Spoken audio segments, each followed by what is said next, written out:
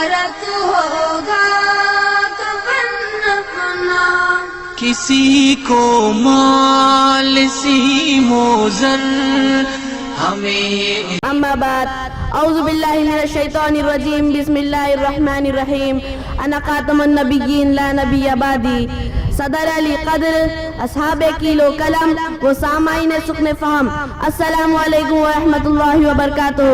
فتنہ شکیل بن حنیف کی حقیقت، اس عنوان کا غرض میرے ذمہ ہے. محترم سامعین حضرات، اس وقت ایمان سوز فتنوں میں سے ایک مہلک اور خطرناک فتنہ شکیلیت ہے، جس کا بانی شکیل بن حنیف مدعی مہدویت و مسیحیت کذاب زمانہ ہے. بلا شبہ اس کی ارتدادی کوششیں قادیانیت کے پلیٹ فارم سے انجام پانے والی کوششوں سے بہت حد تک ملتی جلتی ہے، بلکہ شکیل کا فریب ایک لحاظ سے قادیانیت کے مقابلے ایک گنا زائد ہے، کیونکہ قادیانیت کے ماننے والے عام طور پر اسلامی شکل و صورت اور عالمانہ لباس میں نہیں ہوتے، جبکہ شکیلیت کے ماننے والے چہرہ مہرے سے مکمل طور پر مسلمان ہونے کا ثبوت پیش کرتے ہیں، تاکہ اس ہونے کی ظاہرداری اور فریب کاری سے مسلمانوں کا شکار کیا جا سکے. ارباب سخن فہم، اس سے اندازہ لگایا جا سکتا ہے کہ مرتد بنانے میں قادیانیت سے زیادہ سنگین اور زرشہ شکیلی جماعت ہے.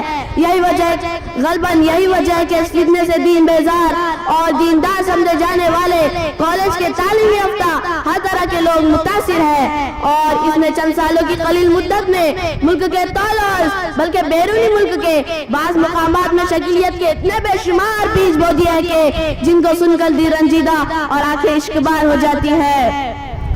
نہ جا ظاہر پرستی پر اگر کچھ عقل و دانش ہے، نہ جا ظاہر پرستی پر اگر کچھ عقل و دانش ہے، چمکتا جو نظر آتا ہے سب سونا نہیں ہوتا.